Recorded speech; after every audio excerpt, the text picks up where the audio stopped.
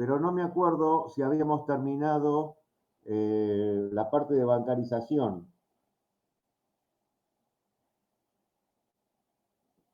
Si yo les pregunto qué es la bancarización ahora, ¿qué me dicen?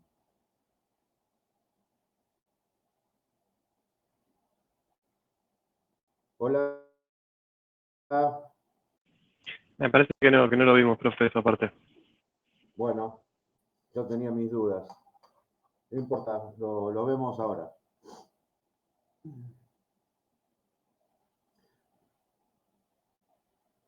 La parte de creación secundaria del minero, ¿quedó bien?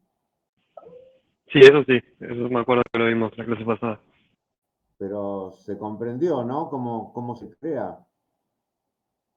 Es la misma guita que entra varias veces.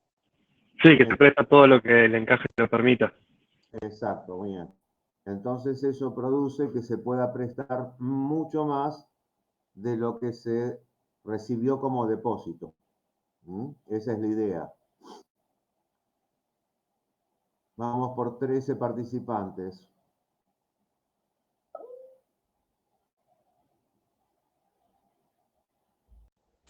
Igual eso, profe, una consulta. Siempre ¿Sí? es bajo la de que nunca hay un soporte físico de dinero, lo que el dinero virtual, por ejemplo. ¿Es cierto? Nunca hay un respaldo físico de dinero. ¿Qué más dijiste? Que pueda igualar el nivel que hay en las cuentas bancarias, así. No, nunca va a igualar el dinero que se prestó. ¿Sí? Acuérdense que la característica de los bancos es prestar dinero no propio, es el de los depósitos.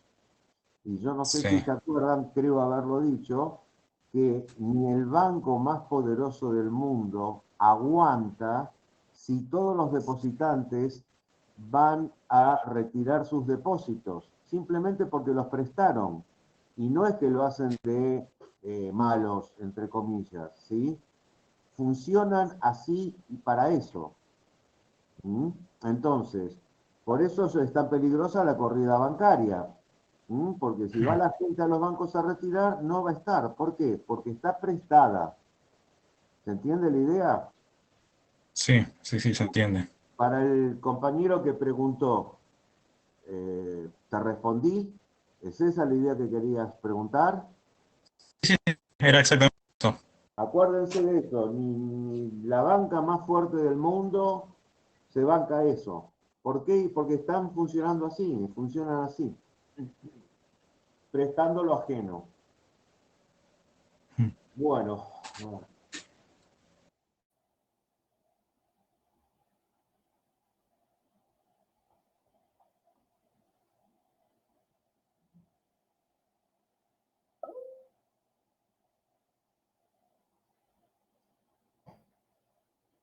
chicos, ¿ven mi PowerPoint?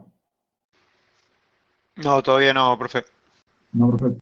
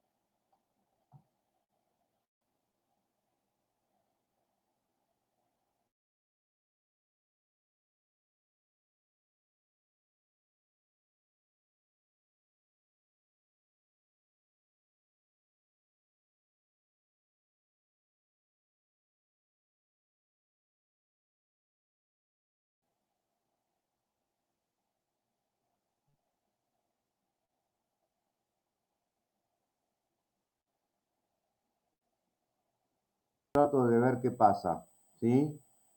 Que consiste en lo siguiente. En no más de una página, ¿sí? Expliquen por qué la actividad bancaria es importante para el desarrollo económico. ¿Se entendió?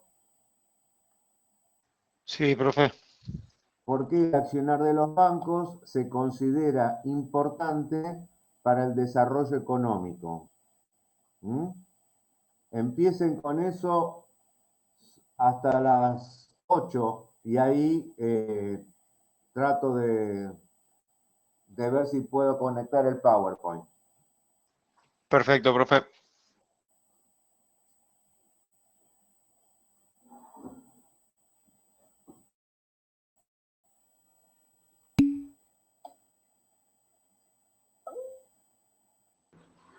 Buenas.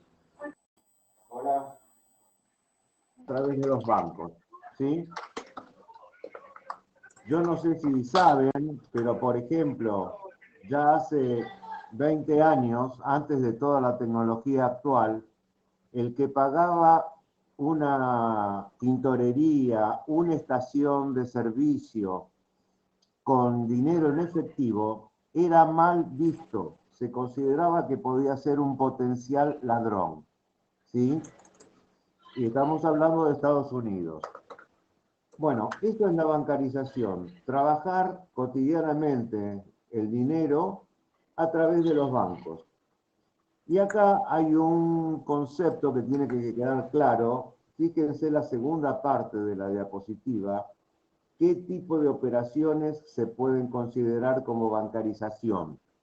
Es decir, supónganse un empleado que cobra su sueldo y pasa una vez o dos veces por mes a recoger su dinero. ¿Eso es bancarización? Les pregunto. Bueno, al final vamos a ver algunas diapositivas de la metodología para considerarla. Le aclaro al compañero que esa es una de las posiciones. La otra es que es bancarización, porque argumentan que es la forma en que se van acercando a los bancos, ¿sí? Lo importante de todo esto es tener claro qué concepto se mete o no dentro de esta denominada bancarización. Ahora vamos a ver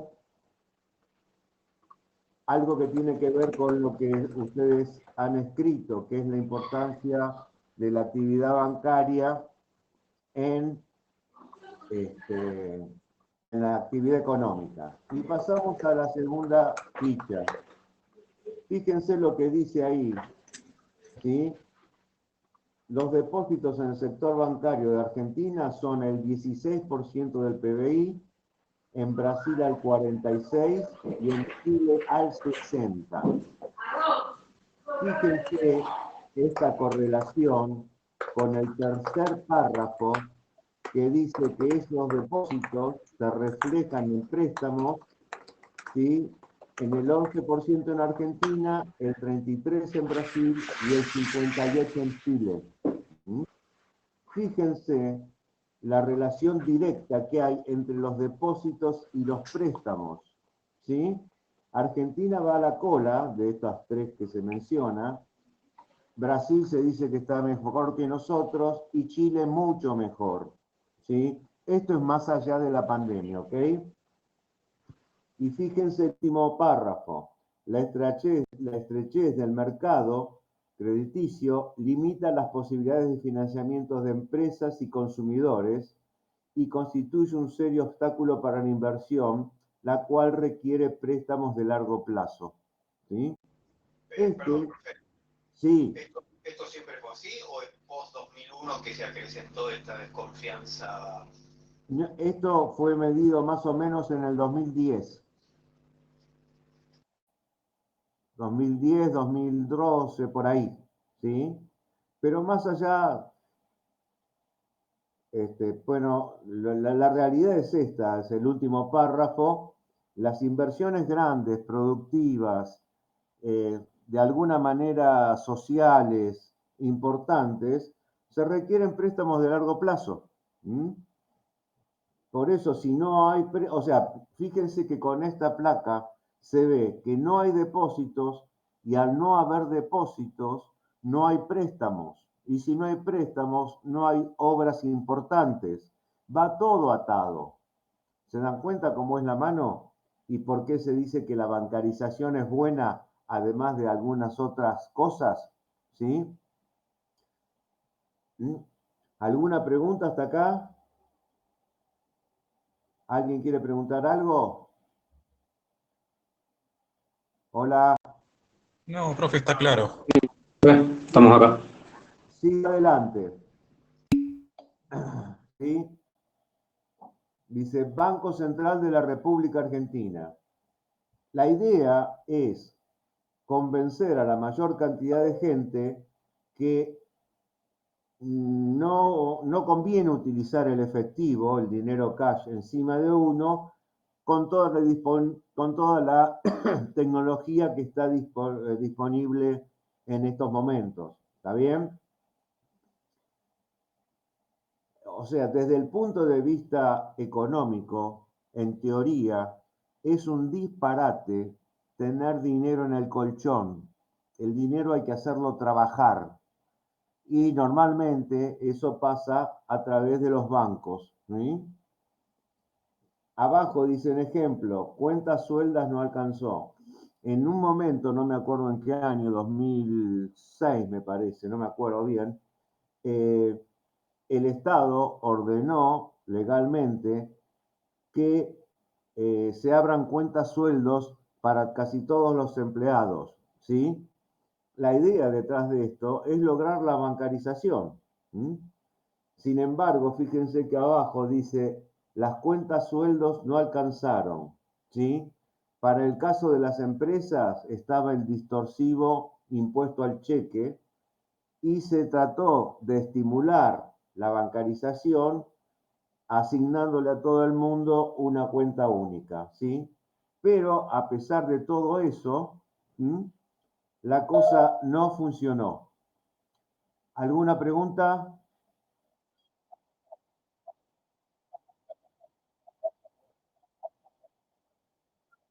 Recaudar.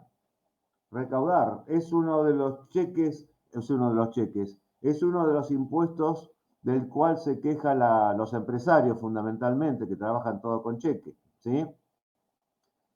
Pero es recaudar y se encontró esa beta asumiendo que, bueno, si mueve dinero es porque tiene guita y por lo tanto es un impuesto fácil de recaudar y que no se puede escapar nadie, porque tenés las conciliaciones bancarias, tenés los extractos bancarios.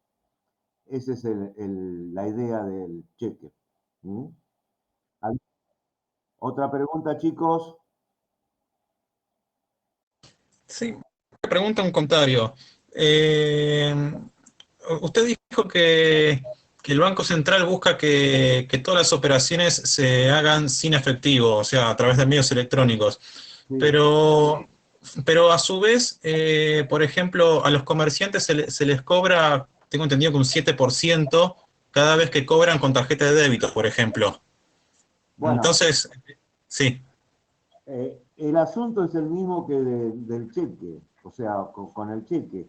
Es un impuesto que a alguien se le ocurrió, es totalmente distorsivo porque los capitales operativos de las empresas son totalmente diferentes y fue hecho con estricto afán recaudatorio. Es lo mismo que está pasando ahora. ¿Qué se está tratando de imponer ahora? ¿Cómo se llama? El impuesto a las ganancias de los grandes ingresos, ¿sí?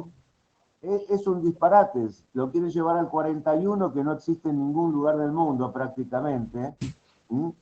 Y es porque están rascando la olla, el fondo de la olla, a ver de dónde sacan dinero. Por eso toda la gente dice, o por lo menos los entendidos dicen, que lo que hay que hacer es una gran reestructuración económica desde el punto de vista fiscal. Acá se trata de ver dónde hay un manguito y llevarlo por toda la situación que todos conocemos. ¿Mm? Está bien. Bien, bien. Pero ¿Algún otro compañero? Vamos a ver todo esto, fíjense la que sigue. La mitad de los argentinos aún no tienen cuenta bancaria. Estudio del Banco Mundial. En Argentina, la mitad de la gente no tiene cuenta bancaria y la mayoría no usa tarjeta. El 50% de los argentinos no tienen cuenta y entre el 40% que menos gana es del 56%. Fíjense el promedio mundial, 61 en Estados Unidos, y el promedio es 61,5. Estados Unidos 94, Francia 87. Fíjense la diferencia de porcentaje y fíjense esto que no está de más insistir, llevar la guita a los bancos posibilita mayores inversiones y mayores obras. Fíjense, Estados Unidos, Francia y España, Alemania, Canadá y Australia, ¿sí? Esos, o casualidad, son por lo menos algunos de los países más desarrollados. Yo no digo que la culpa no, sea consecuencia de la bancarización, pero es evidente, 100% de la bancarización, pero es evidente por los números que ayuda mucho, ¿sí? Fíjense el último párrafo, el uso marginal. El 12% no hizo ni un depósito ni una extracción en el último año. 2 de cada 10 personas tienen cuenta para cobrar subsidios y el 76% de estos extraen todos los fondos apenas los cobran. Esto tiene que ver con la pregunta que hice antes, ¿sí? En el sentido de que ¿qué se consideraba bancarización? Si un tipo pasaba por el banco una vez por mes o 2 veces por mes únicamente para extraer dinero, bueno, eso algunos lo pueden considerar bancarización, otros no. ¿Se entendió? Chicos, ¿preguntas? Sí, sí. Sigo entonces. Se entendió, profe. Bancarización. Fíjense, este es otro problema, la economía informal, ¿sí? ¿Por qué la gente no lleva la guita a los bancos? Voy a contar una anécdota personal. Cuando era un súper pendejo, estoy hablando de 15 años más o menos, un día mi viejo me llevó a comprar zapatos, ¿sí? Tocamos timbre en una casa cualquiera de Lanús, del barrio de Lanús, por allá. Una casa de clase media baja, digamos así, y pasamos por el comedor, pasamos por la cocina, y atrás, chicos, había un galpón, no me acuerdo las medidas, pongamos 10 por 20, lleno de cueros de vaca hasta el techo, ¿sí? Con, no me acuerdo la cantidad, pongamos 10 máquinas de coser y todo ese tipo de cosas, haciendo zapatos y vendiendo zapatos. Ese tipo ni loco pasa por un banco, ¿sí? Es actividad económica informal. Fíjense, se calcula 1 de cada 3 empleados, ¿sí? Ese tipo pagaba cash, cobraba cash y vendía cash. Y no va a pasar por un banco ni por casualidad. ¿Por qué? Porque los bancos tienen obligación, ¿sí?, de denunciar movimientos económicos importantes. Era un sistema que se llamaba SITER, Sistema Interno de Transacciones Relevantes. Todo movimiento que superara, pongámosle ahora, no sé, 50.000, 100.000 pesos, tenían que ser denunciados ante la DGI. Y obviamente, ni loco, este zapatero que les estoy contando, ¿sí?, va a pasar por un banco, ¿sí? Porque sabe que sonó. Fíjense el segundo párrafo. Moverse con billetas implica mayor riesgo, se pierden promociones y ofertas, acceso limitado al financiamiento, pérdida de tiempo. Son todos conceptos, ¿sí?, que juegan en contra de la bancarización. En países desarrollados, el 50% de la gente abona sus cuentas por Internet. En Argentina, solamente el 9%, 8,5%. ¿Entienden cómo es la cosa? ¿Alguna pregunta, chicos? No, perfecto. Bien, abajo.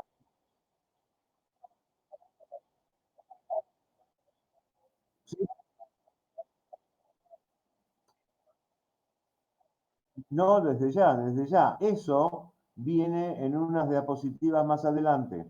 Las causas de la falta de préstamo. Sí, eso lo vemos y tenés total razón, es así.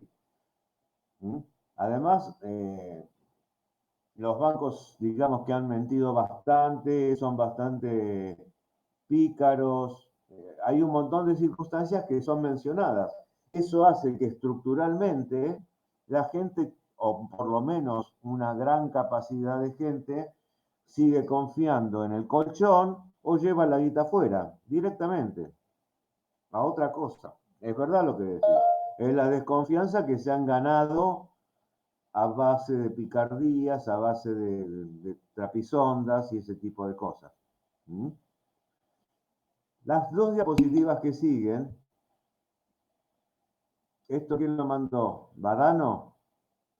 ¿Badano? Bien. Sí, profe. ¿Vos mandaste algo? ¿O mandaste el trabajo? No, le escribí recién respecto a lo que está hablando. Ah, está bien. Las dos diapositivas que siguen, ¿sí?, tienen que ver con las causas de tan escasa bancarización. Y son diapositivas, si se fijan la primera, la que tienen en pantalla, la 20, habla de variables macroeconómicas. Y la 21 habla de variables microeconómicas. Ya los pagas se llama inflación y devaluación, sí.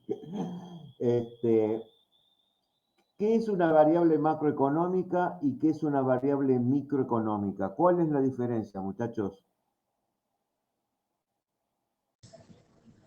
La macro sería más bien a nivel país y nivel mundo. Y la micro sería, digamos, más concentrado en el núcleo social, en la ciudad, en la provincia.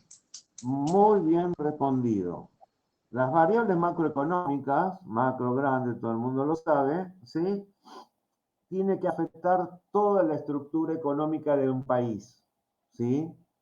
Afecta a todo, mientras que las microeconómicas afectan a los entes individuales, tanto personas físicas como personas jurídicas. Esto puede ser que un valor para una persona o una empresa sea alto y que para otra empresa sea bajo. ¿Entienden? Si fuera una variable macroeconómica, los dos estarían de acuerdo, o sea, todo el país estaría de acuerdo en una cosa, como es, en una opción. Fíjense cuáles son las variables macroeconómicas que inciden en la bancarización. Distribución de la riqueza. De esto hablamos la primera clase. ¿En qué consiste? ¿Por qué una población, ¿sí?, con una mala distribución de la riqueza, casi por definición, no puede estar bancarizada? ¿Va de nuevo? Sí, por favor, profe. ¿Por qué en una sociedad con una distribución mala de la riqueza, ya casi por definición no puede estar bancarizada.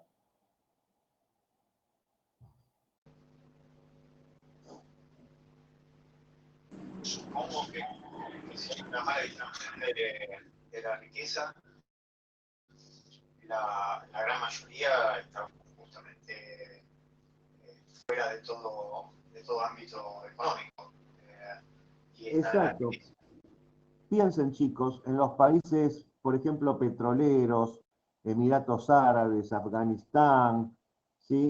Irak, Irán, más allá de las guerras y despioles que tienen ahora, el 80% de la población no sabe leer ni escribir, ¿sí? No tiene casa, no tiene sueldo, son pastores prácticamente, mientras que tienen una élite gobernante que se van a Mónaco y se alquilan todo un hotel para toda su comitiva y juegan una bola en el casino de un palo y les da lo mismo. O sea, es una distribución de la riqueza, lo mismo en África, de las peores. Si yo tengo el 80% de la gente de un país eh, que no sabe ni leer ni escribir, no puede ni entrar a un banco. Y si entran, lo echan a patadas. ¿Se dan cuenta que por qué una cosa está asociada con la otra? Ya de por sí es gente, insisto, que no sabe ni leer ni escribir, sí son pastores en el caso de Oriente. En África están dedicados casi todos los países a la agricultura, son también analfabetos, ¿sí? Esa sociedad jamás puede tener una buena distribución, una buena bancarización, simplemente porque no lo aceptan, no sabe estudiar, no sabe leer, ¿sí? No tienen estudios. ¿Sí? Entonces, la distribución de la riqueza es una variable macroeconómica. ¿Por qué? Porque afecta a todo el país en su conjunto. Hay un 70-80% de la población en la pobreza y un 20%, ¿sí? Toda la burocracia, toda la administración del Estado, que más o menos está bien. Pero tener bancarizado el 20% de la población no es que el país esté bancarizado. ¿Se entendió? Hola. Sí, profe, ¿le puedo hacer una consulta? ¿Cómo? Consulta, dale. Entiendo que parte de la función principal del banco es la distribución de la riqueza, o una de sus actividades o responsabilidades principales. ¿No sería como medio... No es la distribución. No te confundas, no es la distribución. El banco no tiene la obligación de cobrarte poco, por así decirlo. Esa no es su función. Su Ah, ok, función es darte préstamos, sí, es recibir depósitos y dar préstamos. ok, está bien. No, sí, porque tenía como en vista haber leído como que una de las funciones era distribuir los ahorros de la sociedad a otros recursos que por ahí lo necesitan y no lo deponían a través del crédito.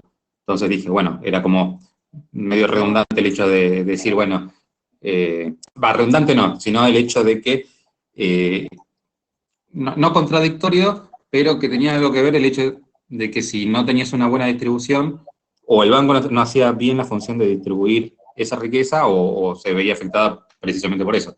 Pero bueno, No, quería consultar eso. no es función del banco. El banco, en la forma tradicional, más adelante en el curso vamos a ver que hay algunas nuevas opciones que se podría decir que los bancos intentan distribuir, pero la banca tradicional de todo el mundo lo único que quiere es guita. Importa tres pepinos que deben dar préstamos para energía atómica, para contaminación, para pornografía, para lo que se te ocurra. Ok, ¿Sí? Hay toda una tendencia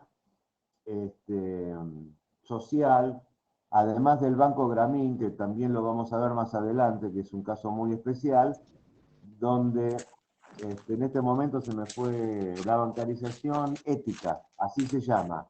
Hay Ah, todo un bien. movimiento que, por ejemplo, para que tengas una idea, por más que le acepten una tasa altísima, no dan préstamos para, por ejemplo, armas.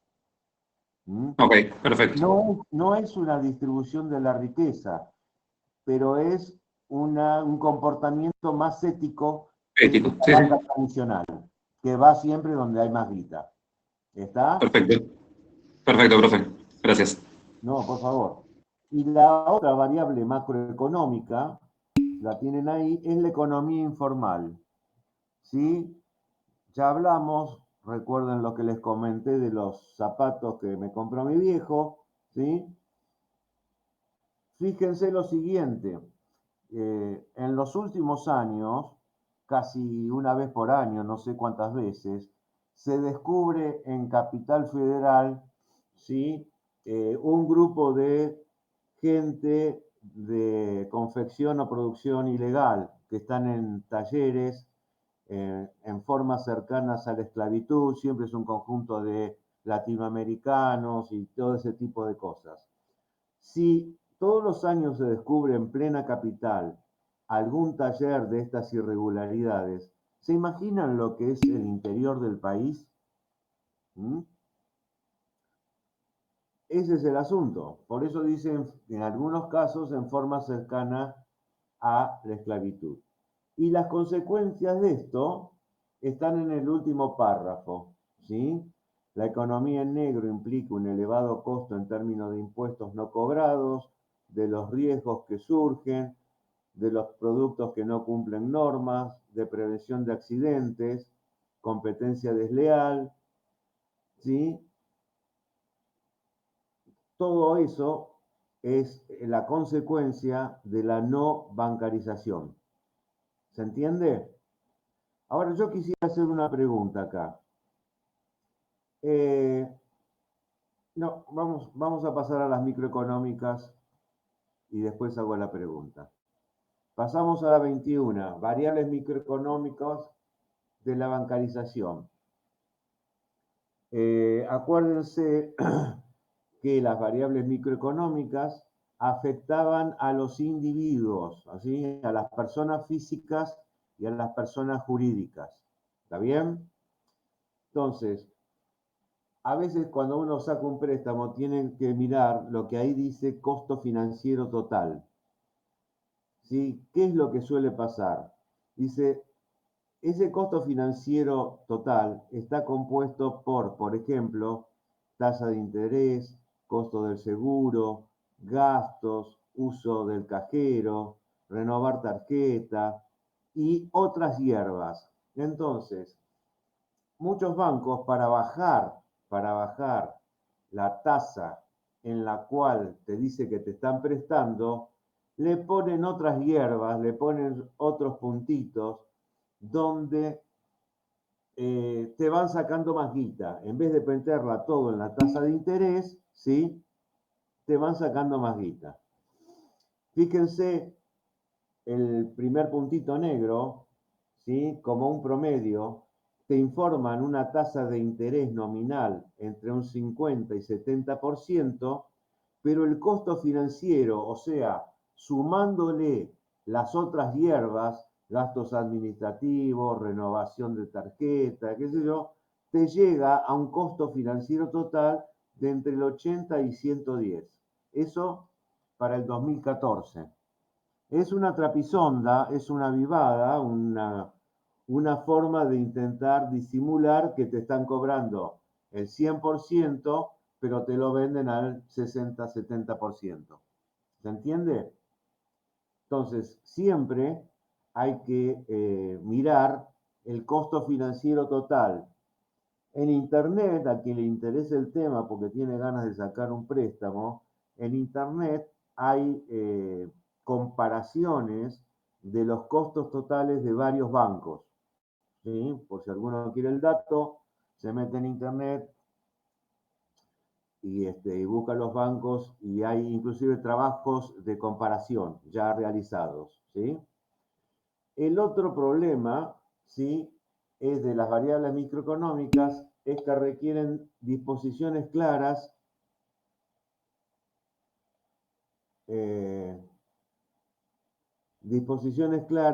y ojo con la letra chica. Si alguna vez alguien sacó un préstamo, por ejemplo, va a ver que recibe 4, 6, 7 hojas tamaño oficio, con un lenguaje que solamente si lo entienden los abogados. Normalmente nadie firma porque necesita nadie lee porque no entiende o porque necesita la guita.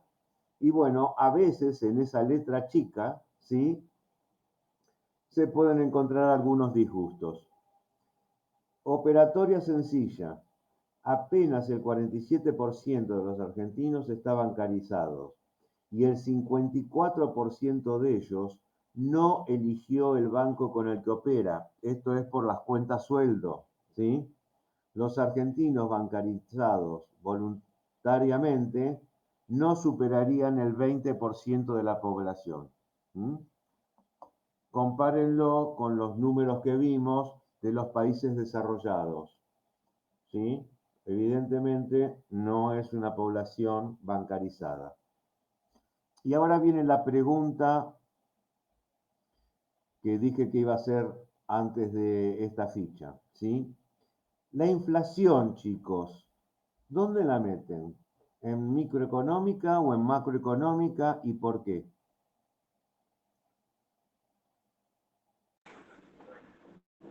Macroeconómica, ¿no?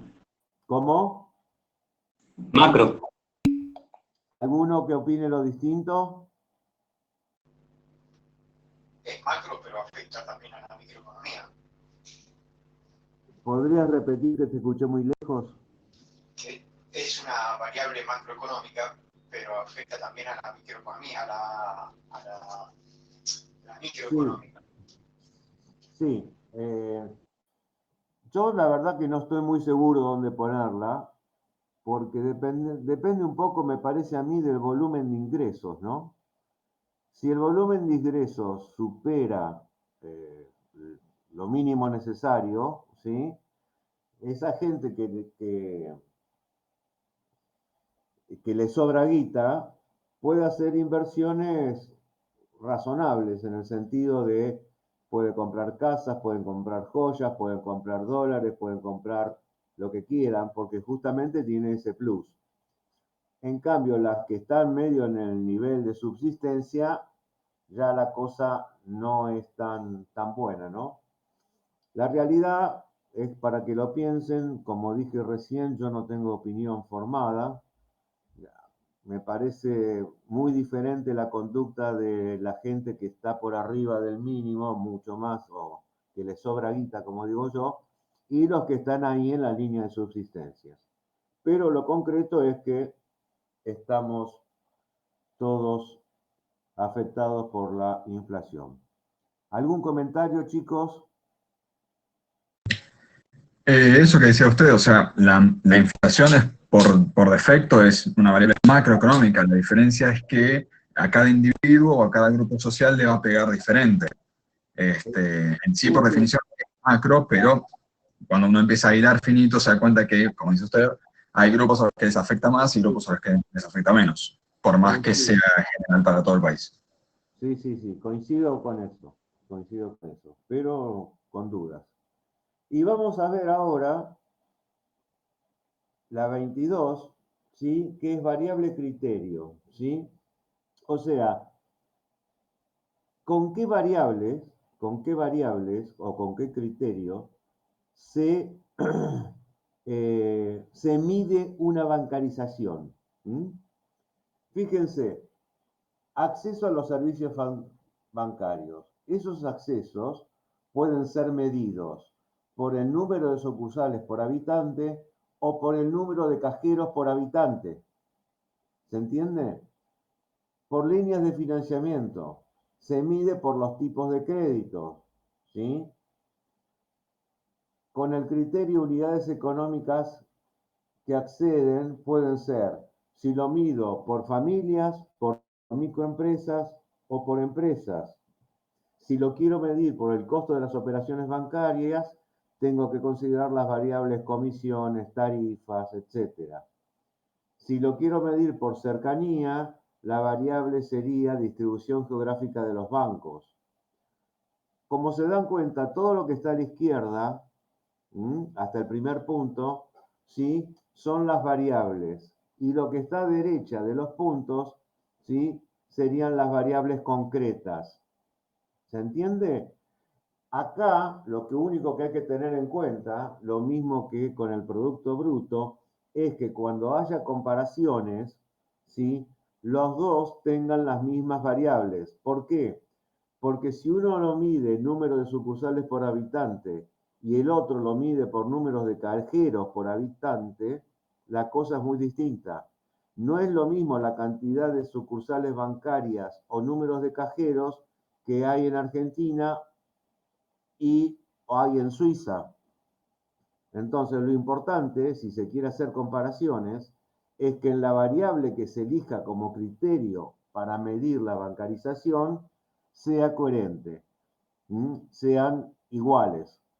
Si no, las estadísticas nos pueden dar muy mal. Esto es simplemente para que vean las posibilidades cuando se habla de mediciones, estadísticas y todo este tipo de cosas. ¿Está bien? ¿Alguna pregunta, chicos? No, todo claro. Sigamos. Esto ya lo habíamos visto. Creación secundaria del dinero. ¿Sí? ¿Alguna pregunta al respecto? ¿Se acuerdan que era por la reintroducción del primer depósito sucesivamente en el sistema financiero?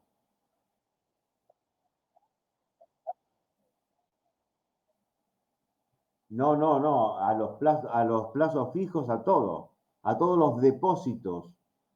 Acordate que las entidades financieras tienen la misión de captar depósitos y otorgar préstamos, ¿sí? Entonces, un plazo fijo es una captación por parte del banco de cierta guita. ¿Está bien?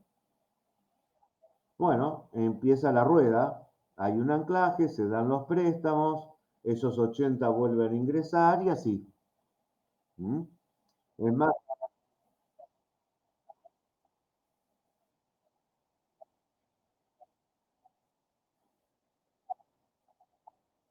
la tasa de interés, no, lo que hay son comparaciones. No entendí bien la pregunta. A ver,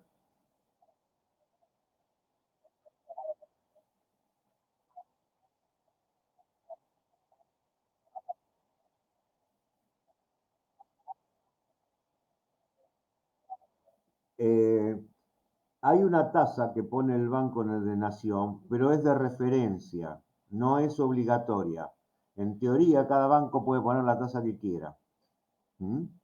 Lo que pasa que el banco, entre una de sus funciones, para que no se zarpen, digamos así, bueno, pone su tasa de referencia que normalmente es un poquito más baja, un poco más baja de las entidades privadas.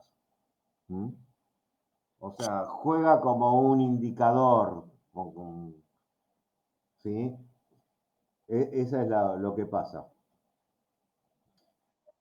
No, de nada. Bien, vamos a la siguiente, bancarización. Esto ya lo habíamos visto. La palabra clave acá es intermediación. ¿Ok? Esto lo habíamos visto en la clase pasada. Recuerden, las entidades financieras toman depósitos para prestar, o sea, no prestan su guita, prestan la de los depositantes. Y acá es donde habíamos llegado con las entidades financieras, las características que se dan en estos momentos prácticamente en todo el mundo. Habíamos visto formidable expansión, ¿sí? ¿Quién se acuerda de eso? ¿Qué era? ¿A qué tipo de expansión se refería? Geográfica y Y a las grandes ganancias. exacto, ¿sí? cada vez ganan más, por así decirlo. La segunda, que también la habíamos visto, ampliación de operaciones. ¿Qué quería decir? Que no solo están en el rubro, en el portfolio de préstamos, sino que ampliar las operaciones con venta de moneda extranjera. Perfecto, muy bien. No solamente operaciones de intermediación, depósitos y préstamos, sino que, como dijo el compañero, compra-venta de moneda, servicios de asesoramiento de exportación, cuenta sueldo, pago de impuestos. ¿Mm?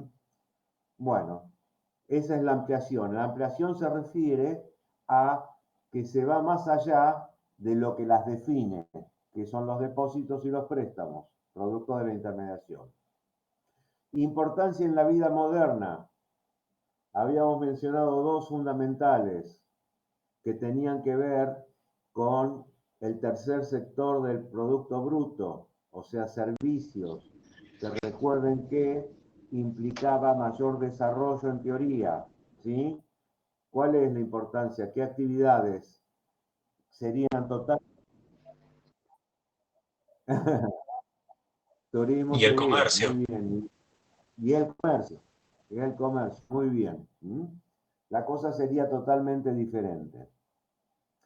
La cuarta, esta creo que habíamos cortado acá. Mayor variedad de entidades. ¿A qué se refiere?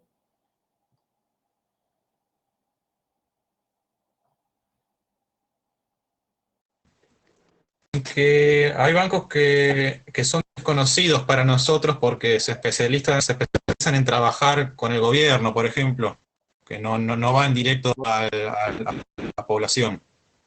O el Sí, sector o sea, agropecuario. exactamente, muy bien. Las entidades bancarias, chicos, están, como se dice, especificando, dedicando a una sola actividad. Entonces, se especializan en alguna cosa concreta. Como bien dijeron, por ejemplo, hay bancos que se denominan bancos de inversión, ¿sí? Que no tienen las puertas abiertas para nosotros, personas físicas, ¿sí? Son para empresas o para personas muy, muy pudientes que puedan poner cualquier cantidad de guita en una determinada operación. Los bancos hipotecarios, ¿sí? Que se dedican únicamente a vender departamentos o posibilitar préstamos para compra de casa, los bancos de inversión, ¿sí? Los bancos agropecuarios. ¿Sí? Cada vez se están especificando en actividades más concretas. A eso se refiere mayor variedad de entidades. Y acá viene una muy importante, concentración. ¿Qué es la concentración, muchachos?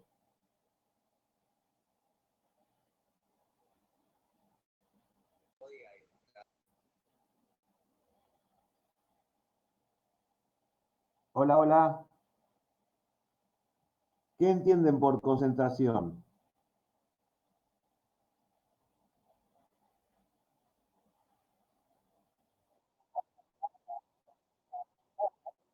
¿La cantidad de qué?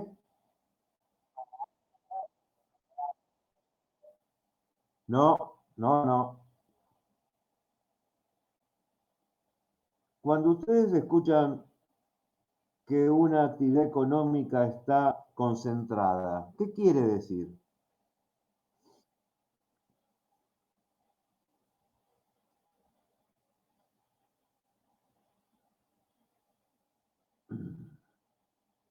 ¿Nadie tiene?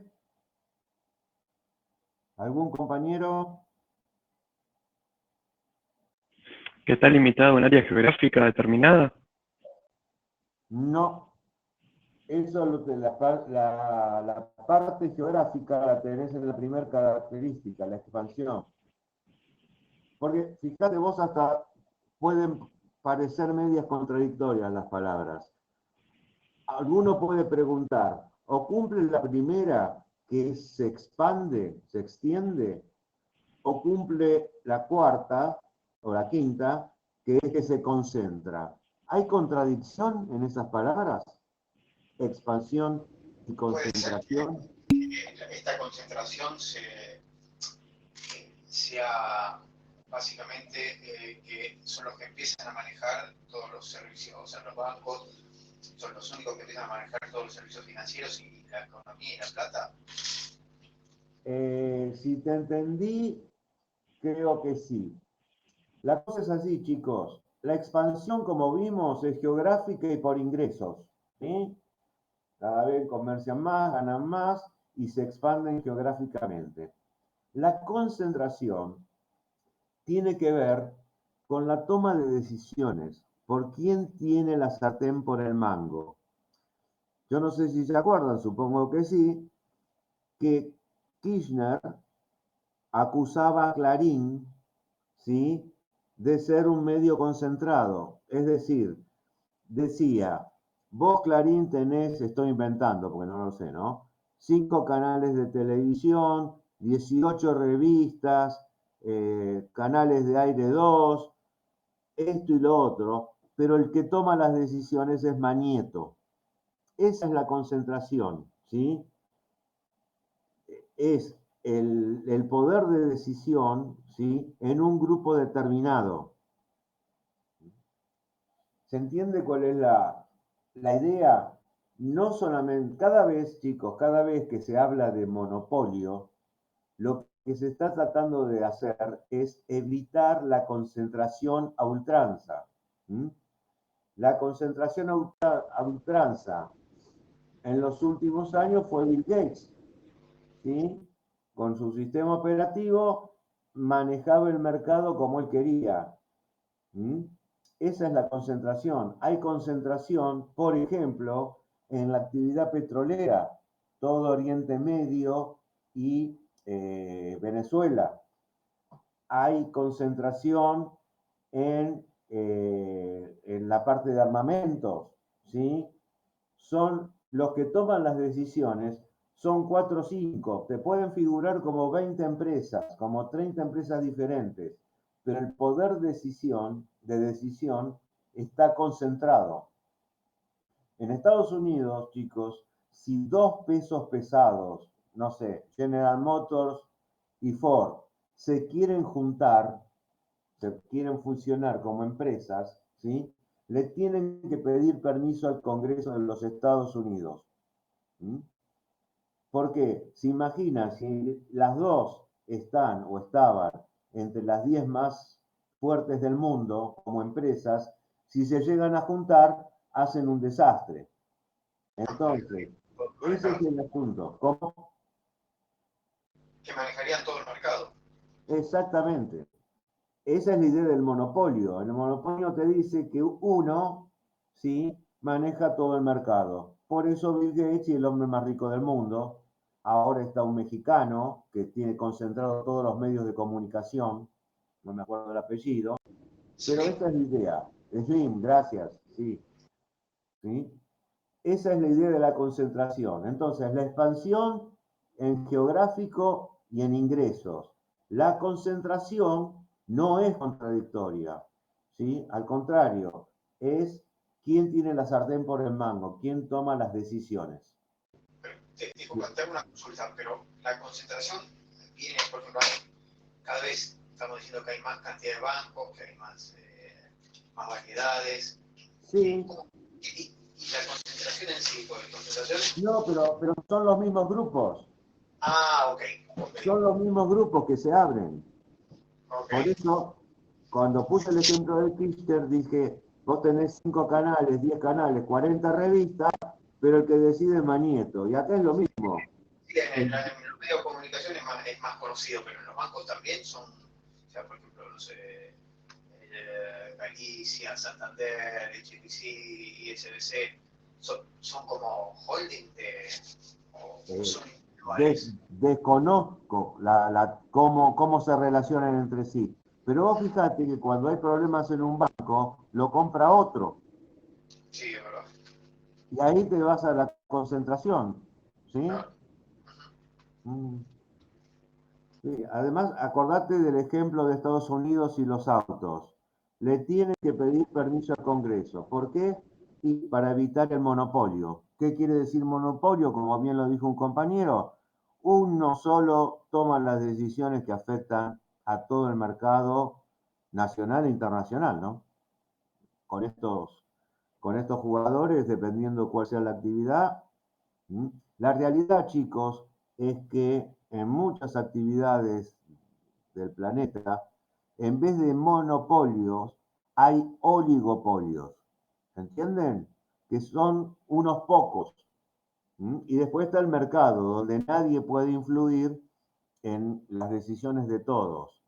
El monopolio influye totalmente.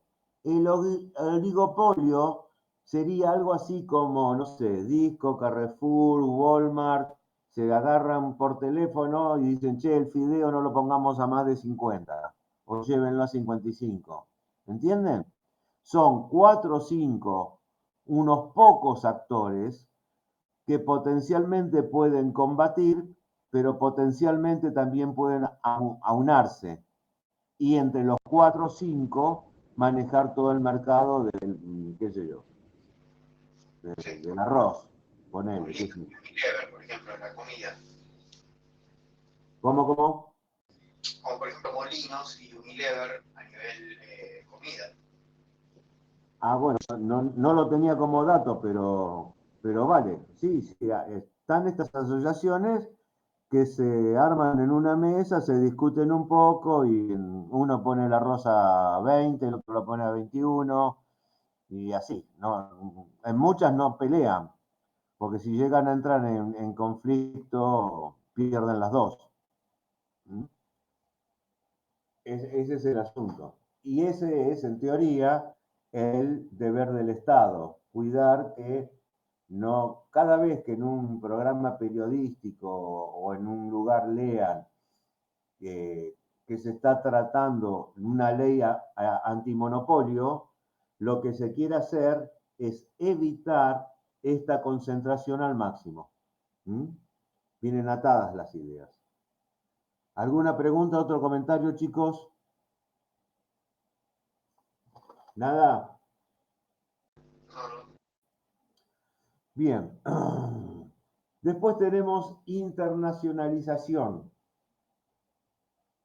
¿Sí? Ojo, esto viene de internacional, entre países, no interioralización, o como se diga. No es del interior, es del internacional.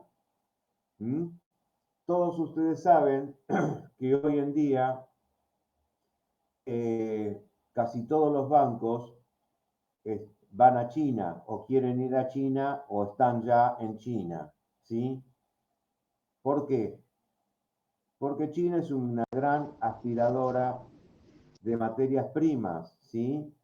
Y acuérdense que habíamos visto una diapositiva donde China había desplazado a Estados Unidos en la parte comercial.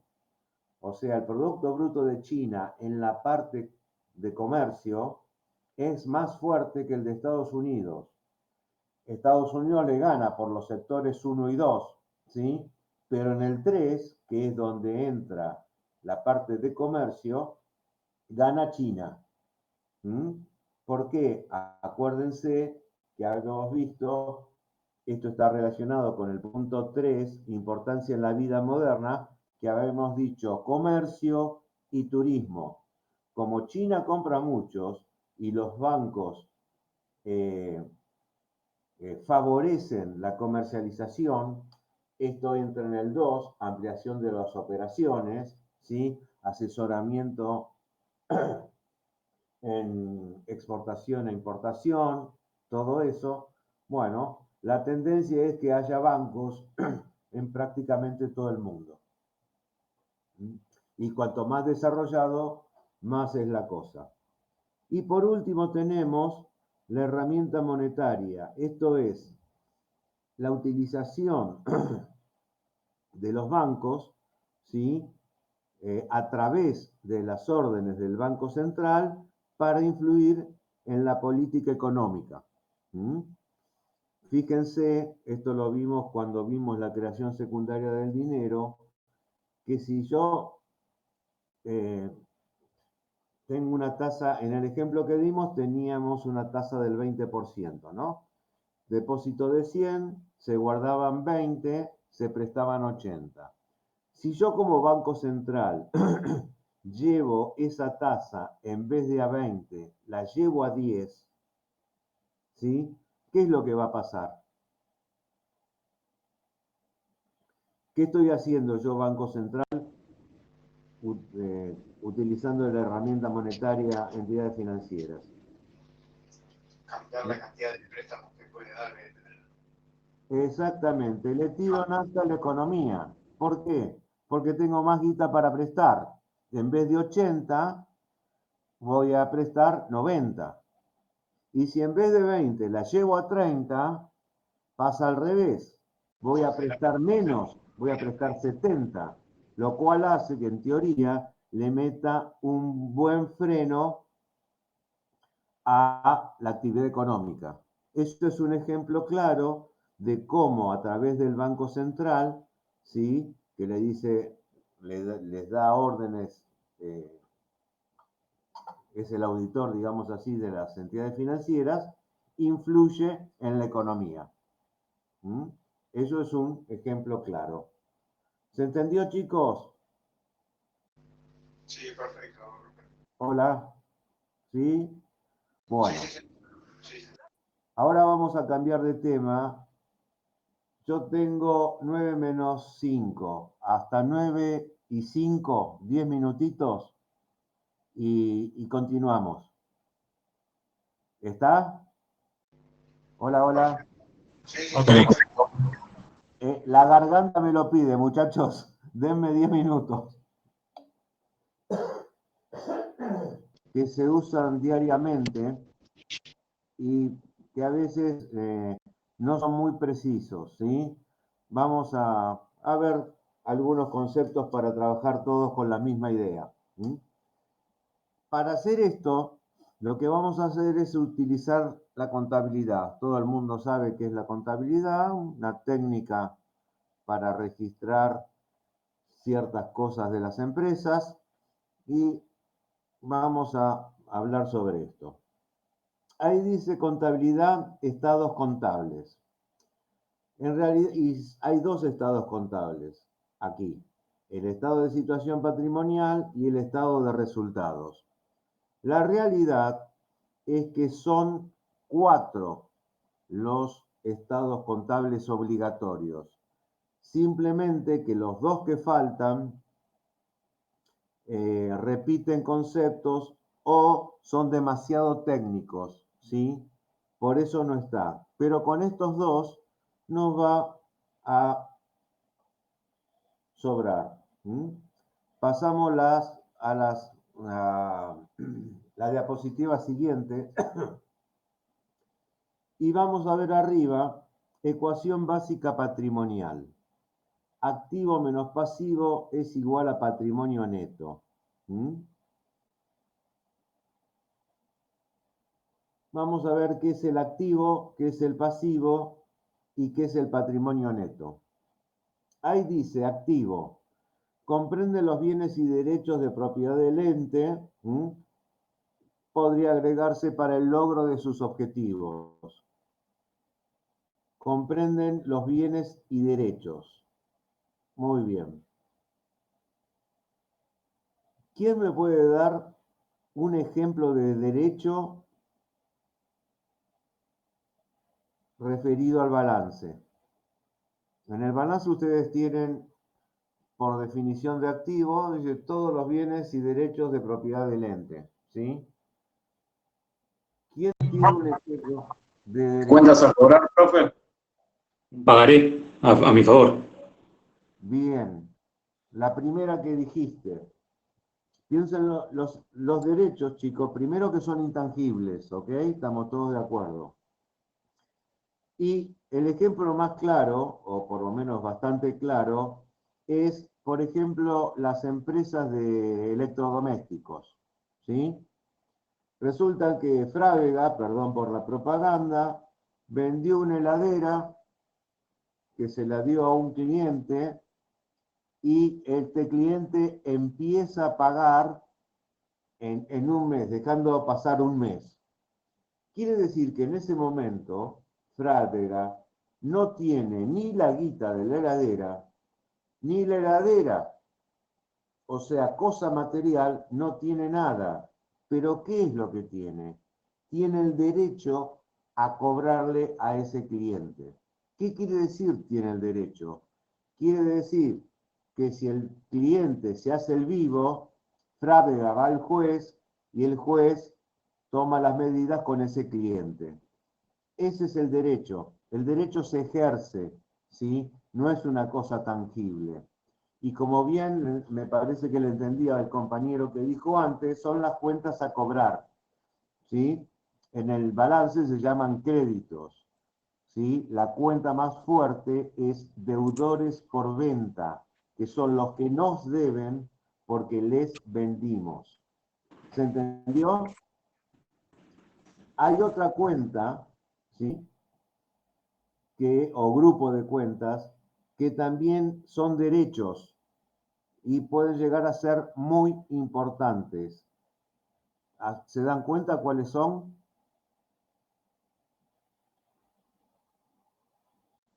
Los pagarés, por ejemplo, documentos a cobrar. No, eso está en créditos. Está en créditos. A ver, espera. Después lo vemos en otra diapositiva más adelante. Esta es como una pequeña introducción. Son las marcas y patentes, ¿sí? Estos grupos no son para cualquier empresa. La regularización de marcas, patentes y todo eso tiene un tramiterío legal importante, ¿sí? Pero ¿qué implica? Que vos tenés el derecho a que tu marca no sea utilizada por nadie más. Nadie puede poner una bebida y ponerle Coca-Cola, ¿sí? Eso es lo mismo que con el crédito que dije antes. Se va al juez, señor, este tipo me está, ¿cómo es? Utilizando mi marca y el juez le pone la sanción. ¿Mm? Esto, como creo haber dicho, no es para cualquier empresa, ¿sí? Son para empresas especiales, son muy grandes. ¿Mm? De Coca-Cola se dice que si vendiera todos los activos que tiene en todo el mundo, no llegarían al valor que tiene el rubro marcas y patentes. ¿Mm? Vale más la marca que todas las cosas que tiene. Vale más un intangible, un derecho, que todas las cosas que comprende. ¿Mm? Luego tenemos el pasivo. Sí, perdón, ¿y eso cómo se monetiza? O sea, ¿quién determina el Ah, valor? entendí. Esa es una discusión técnica de contadores. ¿Sí? Ah, ok, ok. Yo, además de licenciado en sistemas, soy contador. Y como nadie, son muy pocas las empresas que llegan a esos niveles, esas cosas están manejadas por grandes estudios, ¿sí?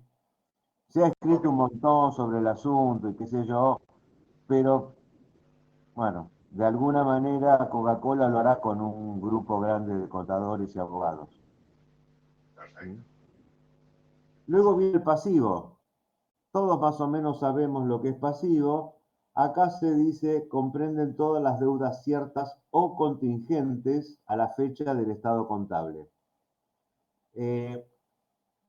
Deudas ciertas, no hay ningún problema. Yo firmé un pagaré y lo voy a tener que pagar o levantar el día del vencimiento. A lo que la gente le confunde un poquito es esto de contingente. Contingente implica que puede pasar o no puede pasar, ¿sí? O por lo menos, si pasa, puede haber diferente tipo de valoración. El caso concreto, chicos, para que se entienda el ejemplo de esta palabrita contingente, es en el caso de los juicios. ¿Qué es lo que pasa?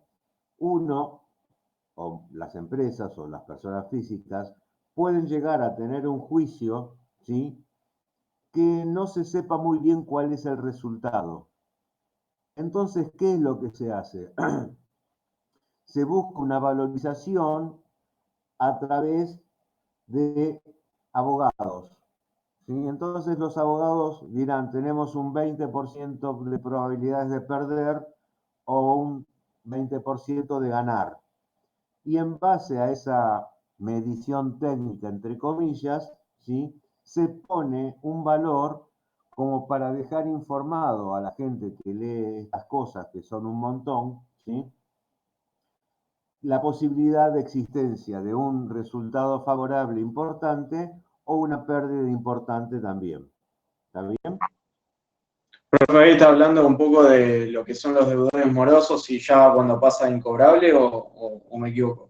No, no, ojo, esto es del otro lado. Esto es del lado del pasivo, lo que vos tenés que pagar.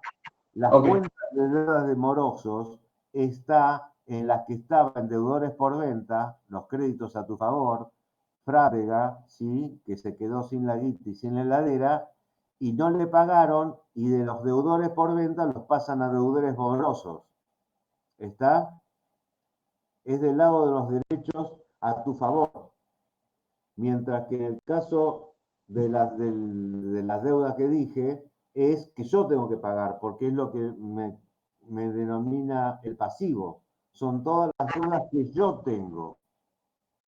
Profe, pero cuando pasa a ser incobrable ya termina siendo una deuda, no pasa más a ser dentro del activo. No, todavía pasa, no pasa, oh, pasa a deudores en gestión judicial. El criterio es este. Rubro grande se llama créditos, ¿sí? La cuenta principal es deudores por venta. Hasta ahí te están pagando, está todo bien. Si no te pagan, te pasan unas cuentas que se llaman deudores morosos. Y si te siguen sin pagar, los mandás a deudores en gestión judicial. ¿Sí? Pero vos fijate que la guita, como vas pasando hacia abajo, la guita que te queda en la cuenta más importante va disminuyendo. Esos son los que vos tenés a tu favor. En los pasivos, ¿sí?, estas deudas ciertas o contingentes, son lo que vos tenés que pagar, ¿sí? Vos tenés que pagar la luz la semana que viene. Bueno, para vos es un pasivo, porque vos tenés que pagar. ¿Mm? Entonces, del lado derecho, el pasivo, digamos así, van lo que vos tenés que pagar. Del lado de los bienes y derechos que vos tenés, van en el activo. ¿Sí? Mirá la definición de activo. Comprende los bienes y derechos de propiedad del ente. ¿Sí? El pasivo comprende todas las deudas ciertas o contingentes a la fecha del Estado, ¿sí?, del ente. O sea, mías. ¿Quedó? Perfecto. ¿No? Hola. Sí, Hola, sí, hola. Sí, profe, perfecto. Hubo un compañero que no entendió, lo explico de nuevo. Hola, hola. ¿Quién fue el que habló hace un ratito? Chicos, conténtenme. El que estuvo hablando fui yo, pero no tengo dudas, por lo menos. ¿Entendiste? Sí, todo ok. Acá veo Badano, ¿es? Ok. Bueno, y después tenemos el patrimonio neto. ¿Qué es la diferencia entre el activo y el pasivo? Esto es así. La diferencia entre el activo y el pasivo, o sea, es la diferencia entre todo lo que tengo y todo lo que debo. ¿Se dan cuenta? Esto es lo mismo que decir, todo lo que yo tengo, el activo, o lo debo, porque tengo que pagar, o es mío. ¿Mm? Entonces, y luego dice, esto es una de las cosas que más les cuesta entender. Representa la participación de los propietarios de la empresa sobre el activo. ¿Mm? Entonces, supónganse que yo tengo hago una empresa con 100 pesos, ¿sí? Caja 100 pesos. Ese es mi activo, son los billetes. ¿Y quién es el dueño de esos billetes? La empresa. Esa participación se expone en el patrimonio neto. ¿Mm? Por eso dice la participación de los propietarios de la empresa. ¿Mm? Alguien puso 100 pesos, que supongamos que estamos fundando la empresa, entonces en patrimonio neto ponemos también 100 pesos. De un lado tenemos las cosas y del otro lado tenemos, ¿sí?, en este caso, los propietarios de la empresa. ¿Mm? Entonces, acuérdense, activo menos pasivo. Todo lo que tengo menos lo que debo es mío. ¿Mm? Esa es la idea del patrimonio neto, que esto es de entrada, después se va a ir modificando, pero es la participación de los dueños de la empresa. Ahora vamos al 29. Y acá vienen las ejemplificaciones de lo que hablamos como introducción hace un ratito. El activo. En el activo dijimos que son todos los bienes y derechos a favor que posee la empresa, ¿sí? Piensen, chicos, que esto se utiliza en forma, la contabilidad, ¿no? En forma internacional, para juntar contabilidades de la misma empresa cuando tiene sucursales, por ejemplo, internacional, ¿sí? Entonces, ¿qué es lo que pasa? Habría que, en principio, lo que se hizo fue atribuir un criterio para ordenar las cosas. Esto es, para ordenar el activo, ¿sí? ¿Por qué? Porque si se dejara liberado al azar, un contador pondría las disponibilidades en primer punto y por ahí pone bienes de uso en segundo, ¿sí? Y otro contador lo hace exactamente al revés, lo que molesta para las comparaciones. Entonces, internacionalmente se consiguió un criterio para exponer las cosas. En este caso, como estamos hablando de las cosas, son el activo.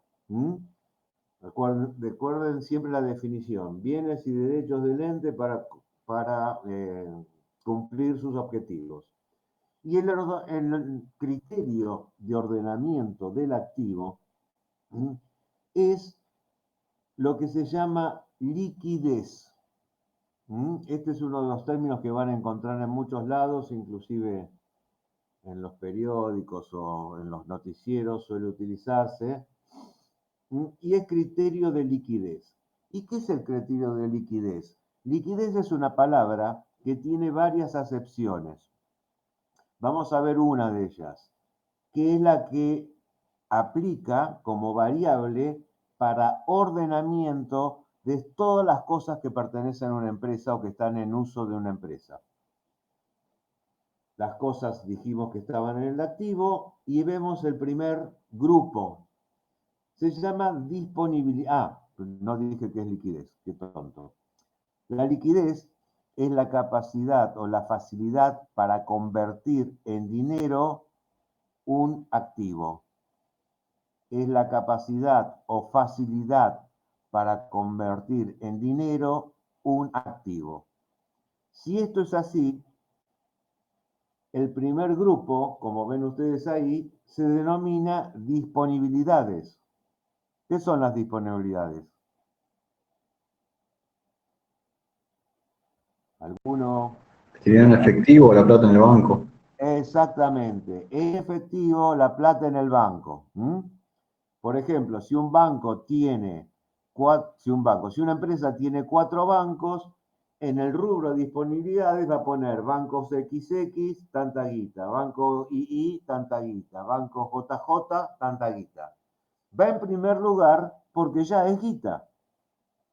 Recuerden la definición de liquidez: facilidad para convertir un bien en dinero. La guita, la cuenta corriente, ya es dinero. Por lo tanto, va en primer grupo. Segundo grupo, inversiones temporarias. Acá hay una gran diferencia con lo que la calle entiende, ¿sí? Cuando en la calle se usa la palabra inversión, se suele pensar en máquinas, se suele pensar, sí, principalmente en máquinas. Pero este tipo de inversiones tienen adosada la palabra temporarias, ya van a ver por qué, se refieren a otro tipo de inversiones y tiene el segundo puesto en la facilidad para convertirse en dinero, tal cual hemos definido liquidez. ¿Alguno se da cuenta de qué se trata? Que son las financieras, inversiones en letras. Exactamente, señor, muy bien. Todo lo que se cocine en las bolsas de comercio, bonos, títulos, acciones. ¿Por qué va en segundo lugar? Ustedes habrán visto películas, ¿sí? Donde los agentes de la bolsa comercian haciéndose seña uno a 30 metros del otro. Esto quiere decir que convierten esos activos en guita, levantando o bajando directamente la mano. Fíjense qué fácil es convertirlo en guita. Al valor que me da la pizarra, por supuesto. Si gano o si pierdo es otro problema. Pero la facilidad con convertir esos títulos en guita es nada más que el esfuerzo de levantar la mano. Por eso va en segundo lugar. Y por eso son inversiones temporarias, ¿sí? Normalmente se afecta ahí. Suponete que vos sos una empresa que ya ha comprado toda su materia prima, que ha pagado todos los sueldos, que no tiene a corto plazo nada que pagar, ¿sí? Pero le sobra guita. Como habíamos dicho con anterioridad, tener la guita parada es, desde el punto de vista teórico, una locura. Entonces, una posibilidad es ir a la bolsa de comercio y bueno, me sobró 500.000 mangos, bueno, compro algo, total, hasta dentro de 2 meses no voy a tener que pagar nada, por ejemplo. Pero viene en segundo lugar por lo que acabo de decir. La convierto en guita levantando la mano, así de fácil. El tercero que viene es créditos. Sí, esto es lo que hablamos antes, los deudores por ventas. Esto es el derecho. ¿Está? Entonces, ¿por qué viene en tercer lugar? Volvamos al caso de Frávega. Yo vendí la heladera, no tengo la heladera y no tengo la guita. Voy a tener el precio de la heladera, ¿sí?, en la cuenta de deudores por ventas. ¿Y por qué viene en tercer lugar? Porque yo para cobrar eso, ¿sí?, para convertirlo en dinero, que es tal cual habíamos definido liquidez, lo único que tengo que hacer es esperar que corra el tiempo, ¿sí? Frávega me vendió la heladera en 12 cuotas y Frávega se cruza de brazos, no hace nada más que esperar y ese derecho que tenía se le va convirtiendo en dinero. Por eso, fíjense el diferente esfuerzo en las tres primeras. Disponibilidad de guita, inversiones la hago guita levantando la mano y créditos lo hago guita esperando. ¿Mm? Bien. El criterio que sigue es bienes de cambio. ¿Mm? ¿Qué son los bienes para cambiar? Si yo soy una empresa comercializadora y compro zapatos a una fábrica y vendo zapatos, ¿m? Esos son los productos que tengo.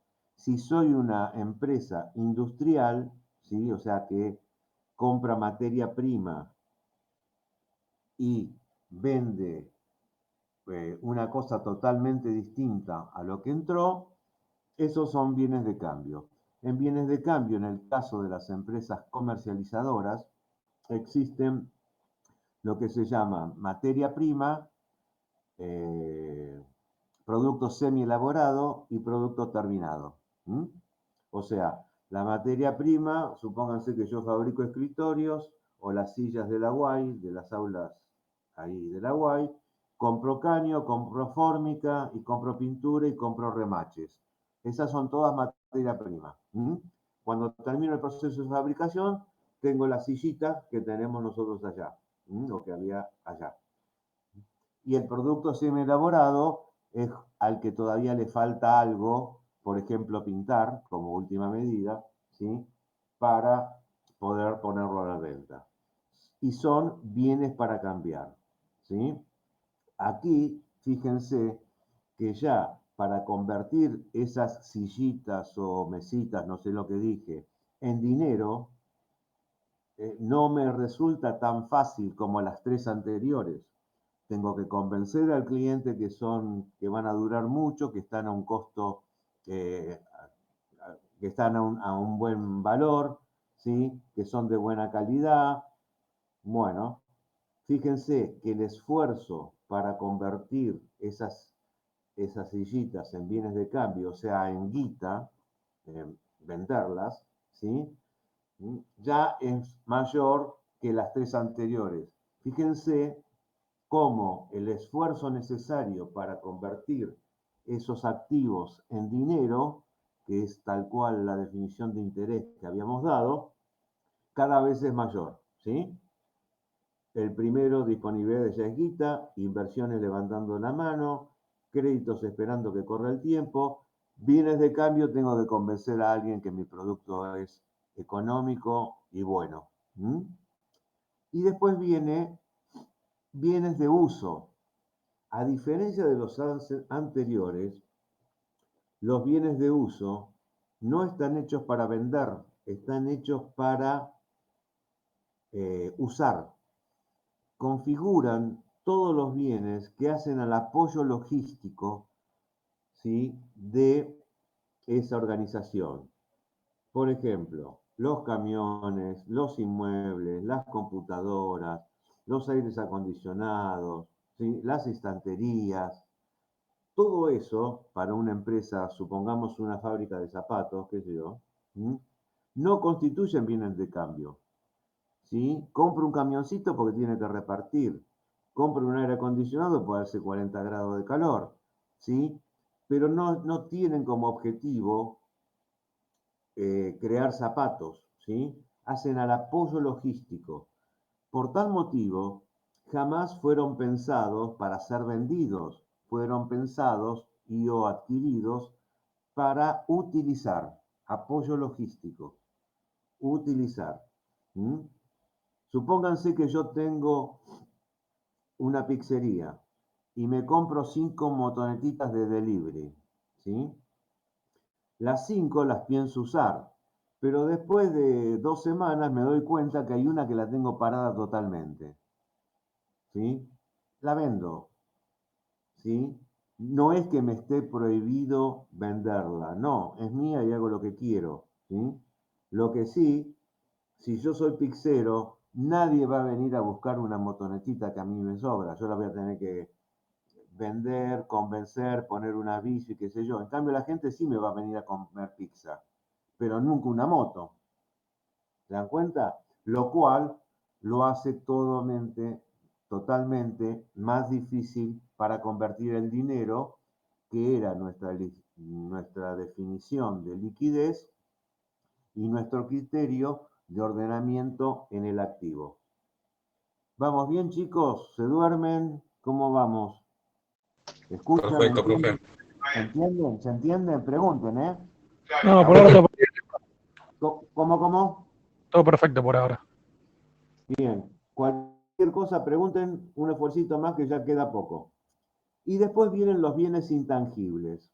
Esto, habíamos dicho un poquito antes, que eran las marcas y patentes, ¿sí?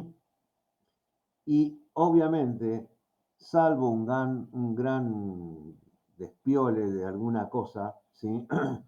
Las marcas y patentes no se venden, salvo que pase algo extraordinario. Coca-Cola jamás va a vender su marca, salvo que lo ofrezcan. Entonces, ya por definición, se constituyen las marcas y patentes justamente para quedarse siempre uno con ese recurso. Por lo tanto, se conforman jamás para ser vendidos, salvo bomba atómica, salvo algo muy especial, ¿sí? Lo importante es que conceptualmente mantengan el concepto de activo, bienes y derechos en propiedad del ente para la consecución de sus objetivos, el criterio de liquidez, facilidad para convertir esos activos y esos bienes y derechos en guita. El ordenamiento, fíjense que es totalmente lógico, disponibilidades de guita, inversiones temporarias, levanto la mano y es guita, créditos espero que pase el tiempo es guita, bienes tengo que convencer a un cliente para convertirlo en guita, bienes de uso no lo compro para convertirlo en guita, lo compro para usar, ¿m? Y bienes intangibles ni por joda se va a vender. ¿M? Muy bien. Los otros ejemplos que nos quedan es el pasivo. Habíamos dicho que pasivo eran todo lo que teníamos a pagar y que había algunos que eran medios contingentes, que no se sabía muy bien cómo iba a resultar, si a favor o en contra, y se llaman previsiones. Las deudas son deudas concretas. Por ejemplo, hoy la empresa recibió una factura de 20 lucas que vencen el, no sé, 6 de septiembre. ¿Mm? Eso es un pasivo. ¿Por qué? Porque lo voy a tener que pagar. ¿Mm? Y en el caso de las previsiones, que son las deudas contingentes, recuerden el caso de los, como de los juicios. ¿Mm? Es algo que no se sabe muy bien cómo puede terminar, pero que es necesario informarlo, no se puede omitir, ¿sí? Porque podría resultar en una ganancia extraordinaria o en una pérdida extraordinaria. Por lo tanto, hay que informarlo. ¿Sí? Y luego tenemos lo que es realmente de la empresa. El patrimonio neto se compone de esas tres palabritas, hay alguna más, pero es una subdivisión de una, que es el capital. El capital, ¿sí? Tiene que ser, es el aporte de los socios fundadores de la empresa, ¿sí? Juan pone 100 pesos, Mario pone 200 pesos, el capital es 300. ¿Mm? ¿Qué es lo que pasa acá? ¿Por qué no van Pedro y Mario? La ley de sociedades comerciales, chicos, eh, regla sobre las empresas, digamos así, no todas, pero gran parte, y en el Código Civil está determinado que las personas físicas son totalmente independientes de las personas jurídicas. Las personas físicas somos nosotros, ¿sí? El código decía algo así, los entes con signos evidentes de humanidad, no me acuerdo bien. ¿Sí? Ahora creo que cambió, se llama persona humana. Bueno, gracias. Ahora cambió. Pero como se darán cuenta, es una tautología, esto es decir, un hombre es un hombre y listo, ¿sí? En cambio, las personas físicas son las creadas por ley. Entre las más importantes de las creadas por ley están la ley de sociedades comerciales, las sociedades anónimas y la SRL. Hay otros modelitos más, pero ya han quedado en desuso. Entonces, como son independientes los aportantes de la, pongámosle Sol SRL, ¿sí? Es que la ley de sociedades comerciales me dice que el aporte primero de todos los socios fundadores los ponga en una cuenta que se llama capital. ¿Mm? Ahí yo no puedo poner ni a Mario ni a José, ni a Mario por 100 ni a José por 200. Tengo que poner capital 300 y punto. ¿Por qué? Porque a pesar de que Mario y José forman parte de Sol SRL, son personas independientes. ¿Mm? Por eso no se pueden individualizar. Por eso van a un nombre que se llama capital. La otra parte son las reservas, ¿sí?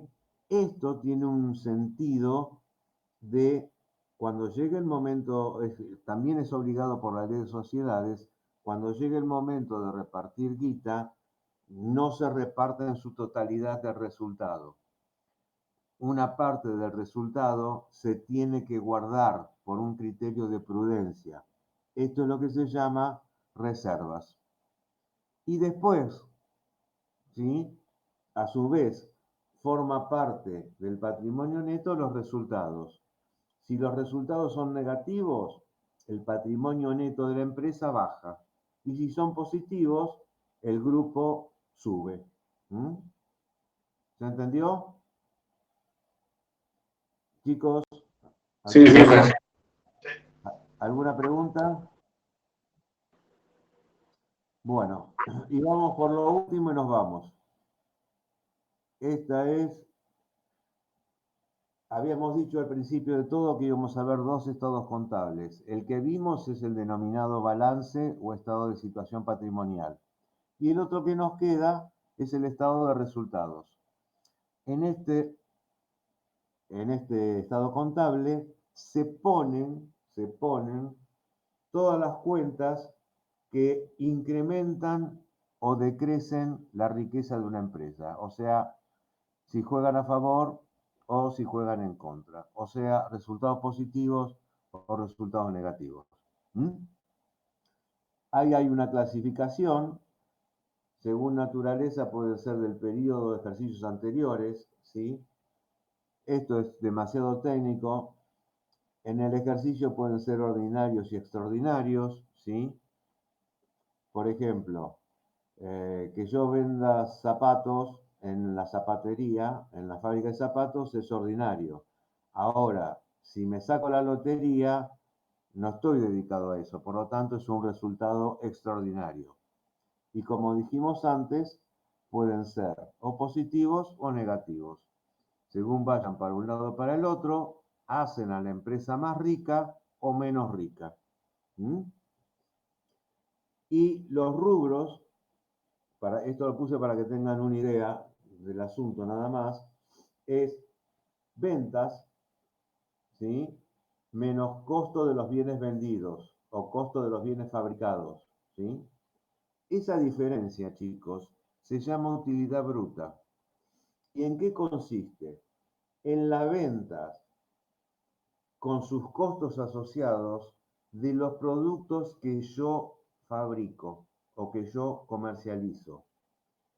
Volviendo al ejemplo de la fábrica de zapatos, el rubro ventas, como primera venta ahí del estado de resultados, ¿sí?, son los ingresos que obtuve por vender zapatos. Pero para saber si voy ganando o voy perdiendo, tengo que restarle el costo de los bienes vendidos.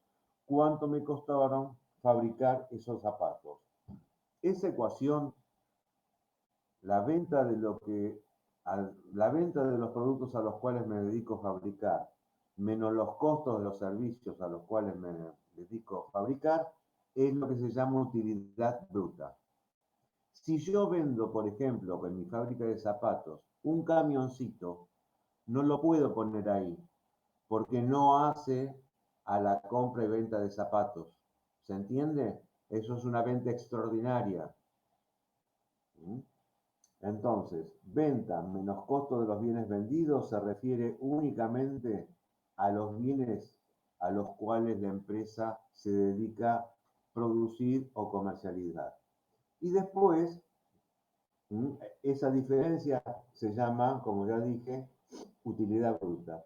Y después el resto, ¿sí?, son como ejemplos que puse para que tengan idea. Los gastos de comercialización, por ejemplo, las comisiones de los vendedores, la propaganda, ¿sí? Después tengo gastos de administración, la oficina administrativa, el contador, ingresos diversos, puedo estar cobrando intereses, puedo estar cobrando un subalquiler, gastos diversos, teléfono, gas, luz, y resultados financieros, intereses cobrados a favor y en contra. Esos son sencillamente ejemplos. Cuando ustedes hacen la venta menos el costo de la mercadería vendida, trazan una línea y ponen utilidad bruta.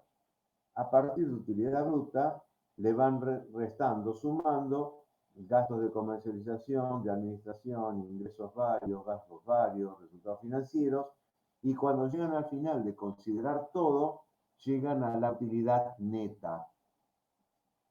Este es otro concepto para aclarar. Cuando se habla de utilidad bruta, se habla de los dos primeros, de aquello, la diferencia entre vender, de ganar o perder, vendiendo lo que yo hago, y la utilidad neta es de toda la actividad, cualquiera sea, de la empresa. ¿Alguna pregunta, chicos? ¿Se entendió? Sí, profe. ¿Listo? ¿Alguna pregunta? Profe, ¿en estos gastos también entra la parte de amortización o no? La amortización, bueno, la pones debajo de utilidad bruta. Uno de los gastos de administración, no, de administración no me acuerdo el grupo grande cuál es. Viene ventas menos costo de la mercadería vendida, utilidad bruta. Debajo de esa utilidad bruta pones la amortización. ¿Sí? ¿Por qué? Porque te juega en contra. En teoría está mostrando el gaste de, por ejemplo, el automóvil, el desgaste, mejor dicho, de un automóvil o de un camioncito. Que el primer año te vale un montón, el segundo menos, el tercer menos, y qué sé yo. La amortización tiene la idea de ir mostrando el desgaste de los bienes de uso. ¿Está? Entonces, Perfecto. como es un resultado, primero, va al estado de resultados.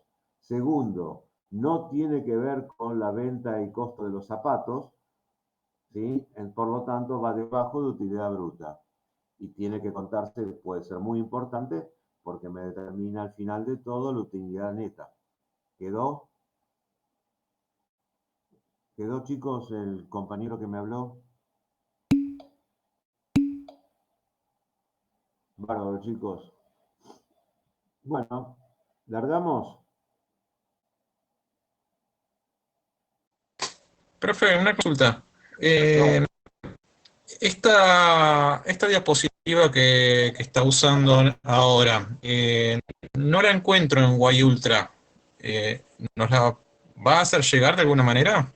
Sí, si no es por Bay Ultra, se las voy a mandar al correo.